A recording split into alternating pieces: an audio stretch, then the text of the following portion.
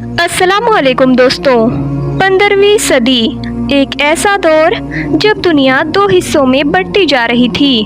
एक तरफ यूरोप था जहां इल्म, साइंस और नई खोजों का सूरज उग रहा था, और दूसरी तरफ मुस्लिम दुनिया थी जो कभी पूरी दुनिया की सबसे ताकतवर तहजीब मानी जाती थी। मगर इसी दौर में एक ऐसा फैसला लिया गया जिसने इतिहास का रुख हमेशा के लिए बदल दिया।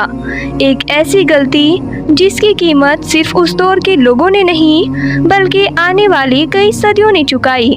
कहानी शुरू होती है साल 1450 से। जर्मनी का एक आदमी जिसका नाम था जोहान्स गुटेनबर्ग, उसने एक ऐसी मशीन बनाई जिसने पूरी दुनिया को बदल कर रख दिया, प्रिंटिंग प्रेस। आज हमें किताबें, अखबार और नोट्स बहुत सी आम चीज़ें लगती हैं, लेकिन उस दौर में किताबें किसी खजाने से कम नहीं थी, क्योंकि हर किताब हाथों से लिखी जाती थी। एक एक पन्ना तैयार करने में महीनों लग जाते थे।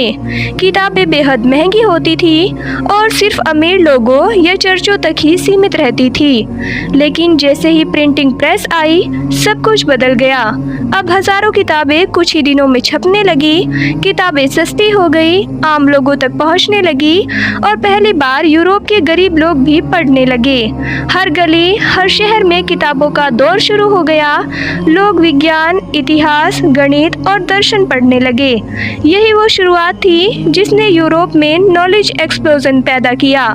यूरोप में साइंस और रिसर्च तेजी से आगे बढ़ने लगी। नए आविष्कार हुए, नए नक्शे बनाए गए, समुद्री रास्ते खोजे गए, लोग सवाल पूछने लगे, सोचने लगे और दुनिया को समझने लगे। यही वो दौर था जिसने आगे चलकर यूरोप को दुनिया की सबसे ताकतवर ताकत बना दिया। लेकिन इसी समय मुस्लिम दुनिया में कुछ बिल्कुल उल्टा हो रहा था। जब प्रिंटिंग प्रेस उस्मानी सल्तनत की राजधानी इस्तांबुल पहुंची, तो वहां इसका स्वागत नहीं हुआ, बल्कि इसके खिलाफ फतवे जारी कर दिए गए। कहा गया कि यह शैतानी मशीन है। सुल्तान बायजीद द्वितीय के दौर में प्रिंटिंग प्रेस के इस्तेमाल पर सख्त पाबंदी लगा दी गई। उस दौर के कई उलेमा और दरबारी अधिकारियों का मानना था कि कुरान को मशीन से छापना बेदबी होगी। उन्हें डर था कि अगर कुरान छापी गई तो उसमें गलतियां हो सकती हैं। दूसरा बड़ा कारण था रोजगार। हजारों लोग हाथों से किताबें लिखकर अपना गुजारा करते थे। अगर मशीनें किताबें छापने लगती तो इन किताबों का काम खत्म हो जाता। यही सोच सिर्फ उस्मानी सल्तनत तक सीमित नहीं थी। भारत में मुगलिया सल्तनत के अंदर भी कुछ ऐसा ही माहौल था। इतिहासकार बताते हैं कि बादशाह अकबर ने भी प्रिंटिंग प्रेस को ज्यादा बढ़ावा नहीं दिया। वजह थी पुरानी व्यवस्था टूटने का डर। अब जरा उस दौर की तस्वीर अपने दिमाग में बनाइए। एक तरफ यूरोप था जहां हर दिन हजारों नई किताबें छप रही थी, छोटे छोटे शहरों में लाइब्रेरी खुल रही थी, आम लोग पहली बार अपने हाथों में किताबें पकड़ रहे थे, बच्चे पढ़ना सीख रहे थे, लोग धर्म, विज्ञान, राजनीति और दुनिया के बारे में सवाल पूछने लगे थे। किताबें अब सिर्फ राजाओं और चर्चों तक सीमित नहीं थी, बल्कि आम इंसानों तक पहुंच चुकी थी। और दूसरी तरफ मुस्लिम दुनिया थी जहां प्रिंटिंग प्रेस जैसी क्रांतिकारी चीज को शक की निगाह से देखा जा रहा था। उस्मानी सल्तनत के अंदर अरबी भाषा में किताबें छापने पर सख्त पाबंदियां लगा दी गई।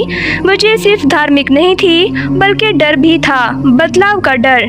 उलेमा को डर था कि अगर कुरान मशीन से छापी गई तो उसमें गलती हो सकती है, और ये डर अपनी जगह समझ में आने वाला भी था, क्योंकि कुरान का एक एक हरफ हर मुसलमान के लिए बेहद मुकद्दस है। लेकिन दूसरी तरफ यही डर धीरे धीरे पूरे इल्म के रास्ते में रुकावट बन गया, क्योंकि अरबी सिर्फ मजहबी किताबों की भाषा नहीं थी।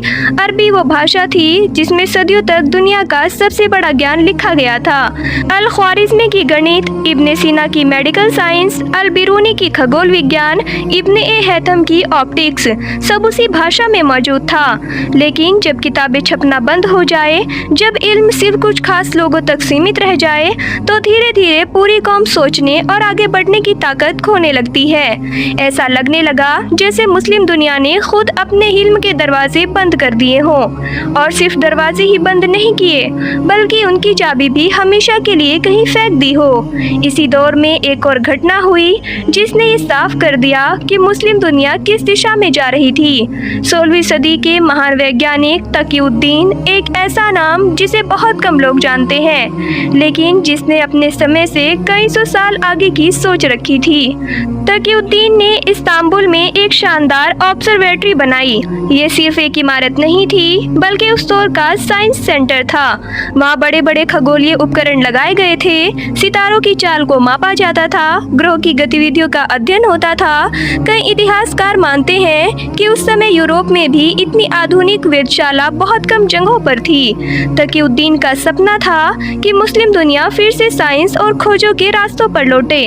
वो चाहते थे कि मुसलमान दोबारा आसमानों के राज समझें, नई खोजें करें और दुनिया को लीड करें। लेकिन फिर इस्तांबुल में ताउन यानी प्लेग की महामारी फैल गई। हजारों लोग मरने लगे, शहर में डर और अफरा तफरी फैल गई। और हर बड़े संकट की तरह इस बार भी लोगों ने वजह तलाशनी शुरू कर दी। कुछ धार्मिक विद्वानों ने सुल्तान मुरीद तृतीय से कहा कि ये बीमारी इसलिए आई है क्योंकि इंसानों ने आसमान के राज जानने की कोशिश की है। उनका मानना था कि सितारों और ग्रहों की जांच करना खुदा की बनाई हुई सीमाओं को पार करना है। सुल्तान पहले ही डरे हुए थे, बीमारी पूरे शहर में फैल चुकी थी, लोगों में बेचैनी थी। ऐसे माहौल में उन्होंने वो फैसला लिया जिसने इतिहास का एक और दरवाजा बंद कर दिया। उन्होंने आदेश दिया कि तकीउद्दीन की ऑब्जर्वेटरी को खत्म कर दिया जाए। और फिर एक दिन उस महान वैज्ञानिक केंद्र पर उसी सल्तनत की नौसेना ने तोपों से हमला कर दिया।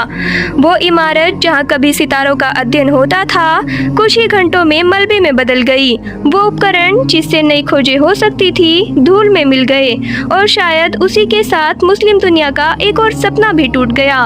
अब सोचिए उसी समय यूरोप में क्या हो रहा था। वहाँ गैलीलियो दूरबीन से आसमान देख रहा था। कोपरनिकस ये साबित कर रहा था कि धरती नहीं बल्कि सूरज ब्रह्मांड का केंद्र है। वैज्ञानिक नई मशीनें बना रहे थे, समुद्री जहाज दुनिया के नए रास्ते खोज रहे थे, नई दुनिया यानी अमेरिका की खोज हो चुकी थी। यूरोप लगातार आगे बढ़ रहा था और दूसरी तरफ मुस्लिम दुनिया अपने ही वैज्ञानिकों से डरने लगी थी। जहाँ कभी इल्म हासिल करो की आवाज गूंजती थी, अब वहाँ सवाल पूछने से भी डर पैदा होने लगा था। धीरे धीरे इसका असर पूरी दुनिया पर दिखाई देने लगा। यूरोप के समुद्रों पर कब्जा करना शुरू किया गया, नई कॉलोनियां बनाई गई, उद्योगों का जन्म हुआ, मशीनों ने दुनिया बदल दी, साइंस ने इंसानों को नई ताकत दी। जबकि मुस्लिम दुनिया अंदरूनी लड़ाइयों, पुराने डर और बदलाव के विरोध में उलझती चली गई। सबसे दर्दनाक बात ये थी कि यही वो कौम थी जिसने कभी दुनिया को रोशनी दी थी। जब यूरोप अंधेरे के दौर में था, तब बगदाद, दमिश्क और काहिरा में बड़ी बड़ी लाइब्रेरियां हुआ करती थी। मुस्लिम वैज्ञानिकों ने अलजेब्रा दी, मेडिकल साइंस को आगे बढ़ाया, ऑपरेशन के तरीके खोजे, सितारों की गणना की और दुनिया के नक्शे तैयार किए। लेकिन इतिहास हमेशा एक जैसा नहीं रहता। जो कौम सीखना छोड़ देती है, दुनिया उसे पीछे छोड़ देती है। और जब मुस्लिम दुनिया को अपनी गलती का एहसास हुआ, तब तक बहुत देर हो चुकी थी। यूरोप अब सिर्फ ताकतवर नहीं था, बल्कि पूरी दुनिया का नया लीडर बन चुका था। आज भी कई इतिहासकार मानते हैं कि अगर उस दौर में मुस्लिम दुनिया ने प्रिंटिंग प्रेस और वैज्ञानिकों को अपनाया होता, अगर किताबों को रोकने के बजाय फैलाया गया होता, अगर वैज्ञानिकों को डराने के बजाय सपोर्ट किया गया होता, तो शायद आज दुनिया का नक्शा कुछ और होता। शायद दुनिया की सबसे बड़ी यूनिवर्सिटियां इस्तांबुल में होती, शायद नई खोजें बगदाद से निकलती, शायद काहिरा दुनिया का साइंस कैपिटल होता। लेकिन इतिहास अगर से नहीं बदलता, इतिहास फैसलों से बदलता है। और यही इस कहानी का सबसे बड़ा सबक है। किसी भी समाज का पतन उस दिन शुरू हो जाता है जब वो सवाल पूछना छोड़ देता है, जब वो नई चीजों से डरने लगता है, जब वो इल्म को खतरा समझने लगता है। क्योंकि ताकत सिर्फ तलवारों, फौजों और साम्राज्यों से नहीं आती, असली ताकत किताबों से आती है, सोचने की आज़ादी से आती है और उस हिम्मत से आती है जो इंसान को नई दुनिया खोजने पर मजबूर कर देती है। तो दोस्तों, ये थी आज की वीडियो। आपको हमारी आज की वीडियो कैसी लगी, आप हमें कमेंट सेक्शन में कमेंट करके ज़रूर बताइएगा। वीडियो अगर अच्छी लगी हो, पसंद आई हो, तो लाइक करने के साथ साथ शेयर ज़रूर करिएगा। और ऐसी और भी इंटरेस्टिंग और इन्फॉर्मेटिव वीडियोस देखने के लिए हमारे चैनल को सब्सक्राइब करना ना भूलिएगा। तो मिलते हैं अगले वीडियो में, तब तक के लिए अल्लाह हाफिज़।